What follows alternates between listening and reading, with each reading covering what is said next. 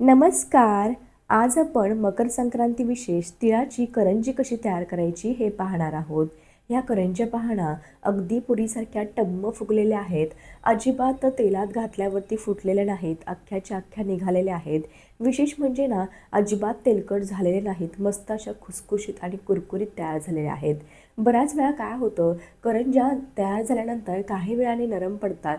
तर असं होऊ नये ह्यासाठी पीठ मळताना मी एक खास सिक्रेट साहित्यसुद्धा घातलेलं आहे. भरपूर सारण भरून करंजी तयार केलेली आहे तरीसुद्धा तेलामध्ये फुटलेली नाही. आता अशी परफेक्ट करंजी तयार करण्यासाठी मी व्हिडिओमध्ये भरपूर साऱ्या बारीक टिप्स सांगितलेल्या आहेत.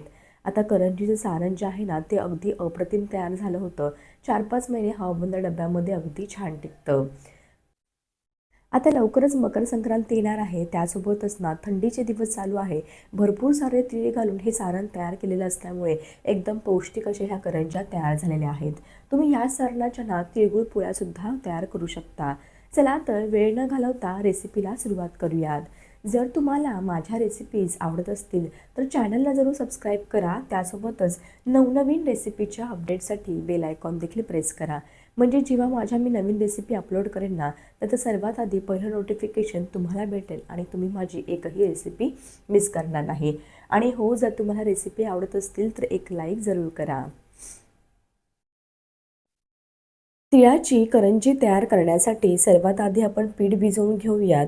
त्यासाठी एका मोठ्या मिक्सिंग बाउलमध्ये 1 वाटी स्वच्छ चाळून घेतलेला मैदा घ्यायचा आहे. आता ज्या वाटीने मैदा घेतला अगदी सेम त्याच वाटीने मोजून पाव वाटी बारीक रवा घ्यायचा आहे. बारीक रवा म्हणजे अगदी 0 नंबरचा जो रवा असतो ना, चिरोटे रवा, तो घ्यायचा आहे. जाड रवा अजिबात वापरायचा नाही. थोडासा रवा घातल्यामुळे काय होतं, आपली जी करंजी आहे ना, ती अगदी संपेपर्यंत कुरकुरीत आणि खुसखुशीत राहते. अजिबात नरम पडत नाही. त्यामुळे रवा आवर्जून घाला. लगेचच चवीनुसार मीठ घालायचं आहे. घातलेलं मीठ मिक्स करून घेऊयात. आणि आपला जो पोहे खाण्याचा चमचा असतो ना, त्या चमच्याने 4 ते 5 चमचे कडकडीत तेलाचं मोहन घालायचं आहे. तुम्ही या ठिकाणी तेलाचं मोहन घालू शकता किंवा 4 चमचे तूप गरमसुद्धा करून वापरू शकता. तेल तूप काहीही वापरू शकता. आता घातलेलं कडकडीत तेलाचं मोहन जे आहे ना, ते अगदी चांगलं असं मैद्याला चोळून घ्यायचं आहे. हे पहा ह्या पद्धतीने. आता लागेल तसं अगदी थोडं थोडं पाणी घालून मस्त असा पिठाचा गोळा मळून घ्यायचा आहे. लक्षात ठेवा, लगेच जास्त पाणी घालायचं नाही. लागेल तसं थोडं थोडं पाणी घाला, म्हणजे कसं जास्तीचं पातळसुद्धा होणार नाही. हे पहा, अशा प्रकारे लागेल तसं थोडं थोडं पाणी घालून मस्त असं मी मध्यम कन्सिस्टन्सीचं हे कणिक जे आहे ना, करंजीसाठी लागणारं ते मळून घेतलेलं आहे. जास्त घट्ट देखील नाही, जास्त पातळ देखील नाही. आता झाकण ठेवायचं आहे. झाकण ठेवून एक साधारणतः अर्धा तास तरी आपल्याला हे भिजत ठेवायचं आहे. करंजीसाठी लागणारं पीठ जे आहे ना, ते जेवढं जास्त वेळ भिजेल ना, तेवढ्या करंज्या ज्या आहेत त्या मस्त अशा तयार होतात.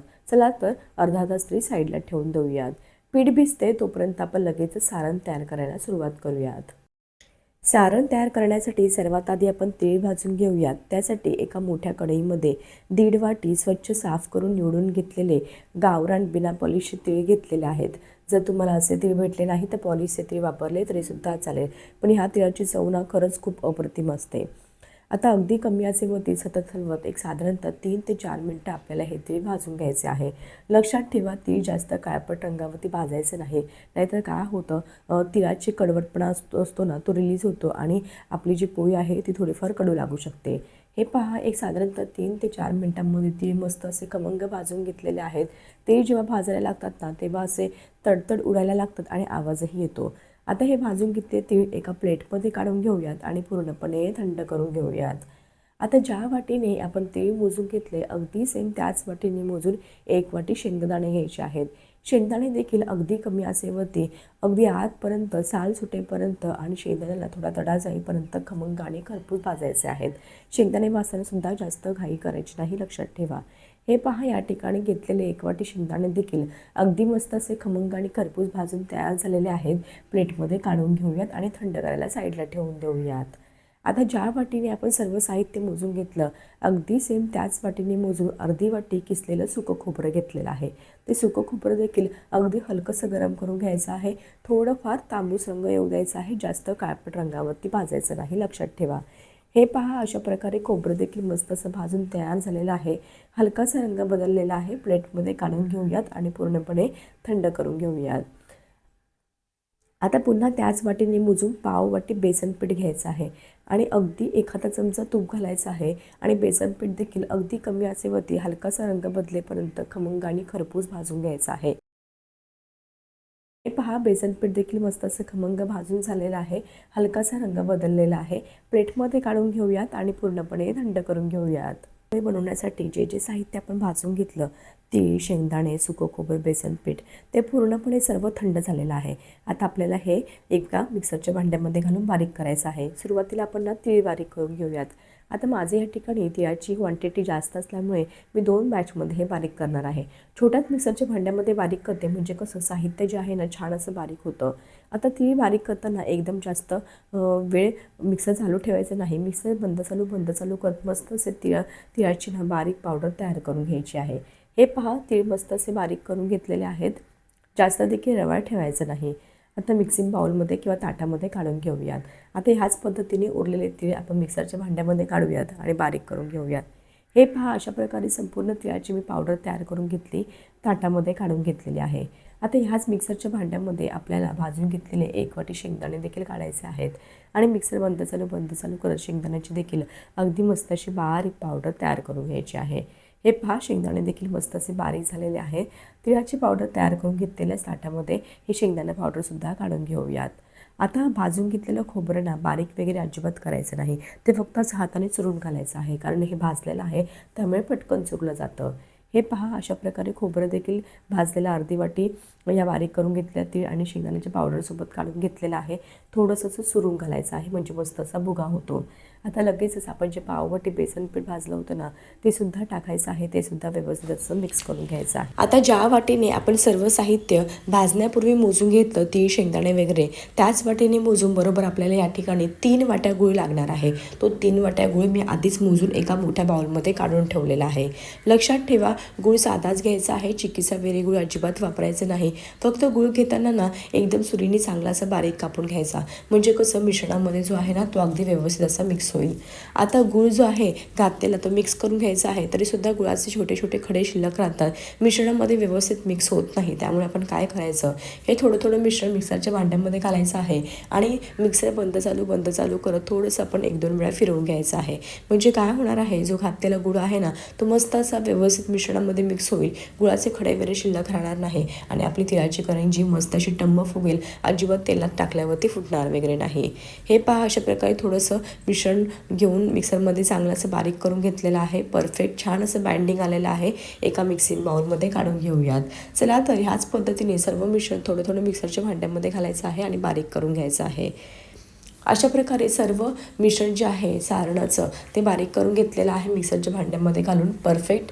आता लगेचच ह्यामध्ये 1 मोठा चमचा वेलची पावडर, थोडंसं जायफळ आणि सुंठसुद्धा किसून घालायचं आहे. कोणतेही गुळाचे पदार्थ म्हटल्यावरती जायफळ आणि सुंठ आलीच आली. त्यानुसार अगदी चिमटीपेक्षा थोडंसं कमी मीठ घालायचं आहे. कोणत्याही गोडाच्या पदार्थामध्ये थोडंसं मीठ घातलं की पदार्थाची लज्जत आणखी वाटते. आता हे घातलेलं सर्व साहित्य सारणामध्ये अगदी व्यवस्थित असं मिक्स करून घ्यायचं आहे. हे पहा, या ठिकाणी आपली तिळाची करंजी तयार करण्यासाठी लागणारं जे सारण आहे ना ते मस्त असं परफेक्ट असं तयार झालेलं आहे. रंग सुरेख आलेला आहे. चवीला तर 1 नंबर तयार झालेला आहे.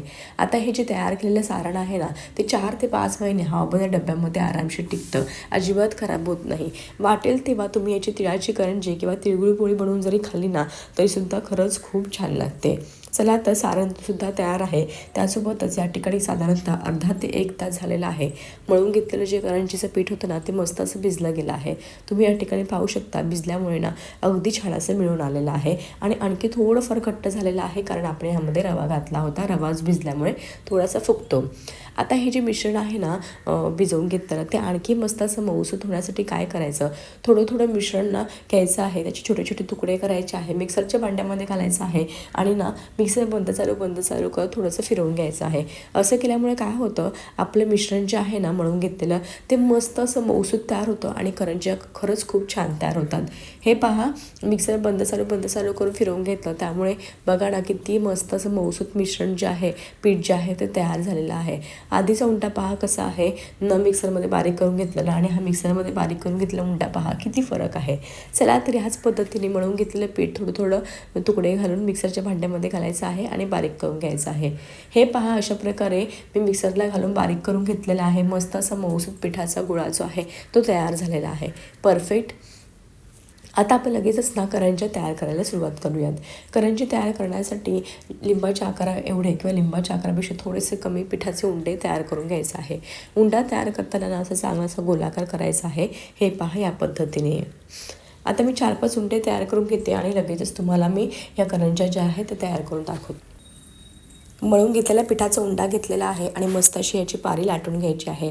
लाटताना पीठ किंवा मैदा लावायची अजिबात गरज नाही. मस्त असेच लाटले जातात आणि ना एकदम देखील पातळ नाही, एकदम देखील जाड नाही, मध्यम जाडीची आपल्याला ही पारी लाटून घ्यायची आहे. हे पहा अशा प्रकारे मस्त अशी मी पारी या ठिकाणी लाटून घेतलेली आहे.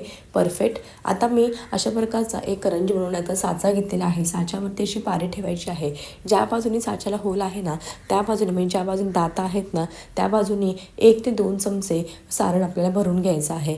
पारीमध्ये सारण भरताना गच्च भरून घालायचं आहे. अजिबात तुमची जी करंजी आहे ती तेलात घातल्यावरती फुटणार नाही, कारण ह्यामध्ये आपण रवा घातला आहे, त्यासोबतच मैद्यासोबत पीठ देखील छान असं मळून घेतलेलं आहे. हे पहा अशा प्रकारे 2-3 चमचे सारण भरून घेतलेलं आहे. आता पारीची बाजू बंद करायची आहे, व्हिडिओमध्ये दाखवते त्याप्रमाणे, आणि मस्त असं आपल्याला ही करंजी तयार करून घ्यायची आहे. थोडंसं ना कढईने आधी पाणी किंवा दूध लावायचं आहे, म्हणजे कशी पारी जी आहे ना ती अजिबात म्हणजे करंजी आपली जी आहे ना ती तेलात घातल्यावरती अजिबात फुटत नाही. हे पहा अशा प्रकारे मस्त अशी मी करंजी तयार करून घेतलेली आहे. बाजूच्या कड्या काढून घ्यायच्या आहे, तळहातावरती करंजी काढून घ्यायची आहे. तुम्ही या ठिकाणी पाहू शकता करंजी अजिबात फुटलेली वगैरे नाही, मस्त अशी टम्म फुगलेली आहे. सारणामुळे इतकं सारण भरलेलं आहे. परफेक्ट. आता ही तयार करून घेतलेली करंजी एका ताटामध्ये काढून ठेवूया. त्याच पद्धतीने तुम्हाला मी अजून एक करंजी तयार करून दाखवते. आता साचे जे असतात ना करंजीचे ते वेगवेगळ्या प्रकारचे असतात. त्यासोबतच ना तुम्ही डायरेक्ट पूर्ण साचा बंद करून सुद्धा ह्या करंज्या तयार करू शकता. जर तुमच्याकडे असे साचे नसले तर ग्लासवरती किंवा तांब्यावरती सुद्धा ह्या करंज्या तयार करतात, किंवा बेलण्यावरती पोलपाटावरती लाटायचं, नंतर तिथेच पारीमध्ये सारण भरून तिथेच पारी बंद करून सुद्धा तुम्ही ही करंजी तयार करून घेऊ शकता. हे पहा अशा प्रकारे पारी तयार केली आणि पारीमध्ये सारण भरून घेतलेलं आहे. मस्त अशी आपली या ठिकाणी दुसरी करंजी देखील तयार होत आहे. हे पहा अशा प्रकारे तुम्हाला मी 2 करंज्या तयार करून दाखवलेल्या आहेत. चला तर ह्याच पद्धतीने उरलेल्या करंज्या तयार करून घेऊयात.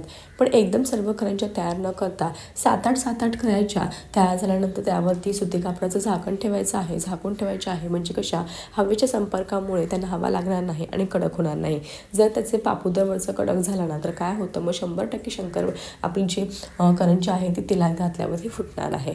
7-8 करायच्या आणि लगेचच तळायला घ्यायच्या, म्हणजे कशा अजिबात नरम पडणार नाही किंवा हवा लागून फुटणार सुद्धा नाही तेलामध्ये गेल्यावरती. हे पहा अशा प्रकारे थोड्या करंज्या मी तयार करून घेतलेल्या आहेत. लगेचच तळायला घेऊयात. तळण्यासाठी कढईमधलं तेल मी गरम करून घेतलेलं आहे. नेहमी लक्षात ठेवा करंजी तळताना तेल जास्त कडकडीत गरम करून घ्यायचं नाही, अगदी मध्यम गरम करून घ्यायचं आहे. मी तर म्हणे मध्यमपेक्षा थोडंसं कमी गरम केलं ना तरीसुद्धा चालेल, कारण जास्तीचं गरम केलं ना तर काय होतं करंजी आहे ना ती खूप जास्त काळपट रंगावरती तळली जाते. त्यासोबतच ना लगेचच करंजीच्या आवडीला वरतून अशा फोड्या येतात, तर तसं होऊ नये ह्यासाठी तेल जे आहे ते थोडंफार कमीच गरम करायचं आहे सुरुवातीला. करंजीची बाजू लगेच बदली करायची, घाई करायची नाही. जेव्हा करंजी तळली जाते ना चांगली एका बाजूने, तेव्हा आपोआप अशी फुगते आणि वरती येते.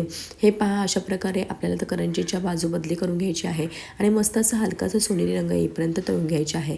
बऱ्याच वेळा काय करतात बरेच जण असे पांढऱ्या रंगावरतीच करंज्या काढून घेतात तेलामधून, पण तशा करंज्या चवीला देखील छान लागत नाही. त्या आतून सुद्धा तळलेल्या नसतात आणि लगेच काही दिवसांनी नरम पडतात. त्यामुळे लक्षात ठेवा करंजी जी आहे ना ती हलकाशा सोनेरी रंगावरतीच तळायची आहे. तुम्ही या ठिकाणी पाहू शकता आपली करंजी अगदी पुरीसारखी टम्म फुगलेली आहे, कुठेही तेलात घातल्यावरती फुटलेली नाही. अगदी परफेक्ट अशा आपली ह्या करंज्या तयार झालेल्या आहेत. चला तर तळून घेऊयात. हे पहा अशा प्रकारे रंग पहा अगदी सुरेख आलेला आहे. अगदी ह्याच रंगामध्ये तळून घ्यायच्या आहेत. आता तळून घेतलेल्या ज्या करंज्या आहेत ते एका प्लेटमध्ये काढून घेऊयात झाऱ्याच्या मदतीने. मस्त असे तयार झालेले आहेत. चला तर ह्याच पद्धतीने तुम्हाला दुसरा घाणा देखील तळून दाखवते. आता कढईमध्ये जेवढ्या मावतील ना तेवढ्या करंज्या तुम्ही एकाच वेळी तळून घेऊ शकता. फक्त लक्षात ठेवा अगदी मोठ्या गॅसवरती किंवा मध्यम गॅसवरती तळायचे नाही. सुरुवातीला तेल चांगलं असं थोडंसं कमी गरम करून घ्यायचं, त्यानंतर अगदी कमी ते मध्यम आचेवरती अंदाज घेत आपल्याला या करंज्या तळून घ्यायचे आहेत. हे पहा, अशा प्रकारे दुसऱ्या घाणा देखील करंजीचा मस्त असं मी तळून घेतलेला आहे. रंग पहा अगदी सुरेख आलेला आहे. प्लेटमध्ये काढून घेऊयात. चला तर ह्याच पद्धतीने उरलेल्या सर्व करंज्या मी तयार करून घेते. हे पहा, अशा प्रकारे मी काही करंज्या तयार करून घेतलेल्या आहेत. एकदम मस्त अशा करंज्या तयार झालेल्या आहेत. टम्म फुगलेल्या आहेत. अजिबात तेलकट वगैरे झालेल्या नाहीत. खूपच चवीला एक नंबर तयार झालेले आहे. तुम्हाला व्हिडिओवरून समजलं असेल, करंजी अजिबात तेलकट झालेली नाही आणि अगदी ना खुसखुशीत तयार झालेली आहे, कारण आपण ह्यामध्ये रवा घातलेला आहे त्यामुळे. आता या करंजी अगदी डब्बा संपेपर्यंत खुसखुशीत राहणार आहे, अजिबात नरम पडणार नाही. तुम्हाला मी एक करंजी फोडून दाखवते म्हणजे तुमच्या लक्षात येईल. भरपूर सारण भरून तयार केलेली ही तिळाची करंजी तयार आहे. मकर संक्रांतीला ही तिळाची करंजी आवर्जून करून पहा. खरंच खूप छान झालेली आहे. थंडीमध्ये तीळ खाल्लेले शरीराला खूप चांगले असतात. भरपूर तीळ घालून ही करंजी तयार केलेली आहे, त्यामुळे खूपच पौष्टिक अशी तयार झालेली आहे. कशी वाटली तुम्हाला माझी आजची रेसिपी? आवडली असेल तर जरूर करून पहा. असंच भेटूया एका नवीन आणि सोप्या रेसिपीसोबत. तोपर्यंत मस्त खा आणि हेल्दी राहा.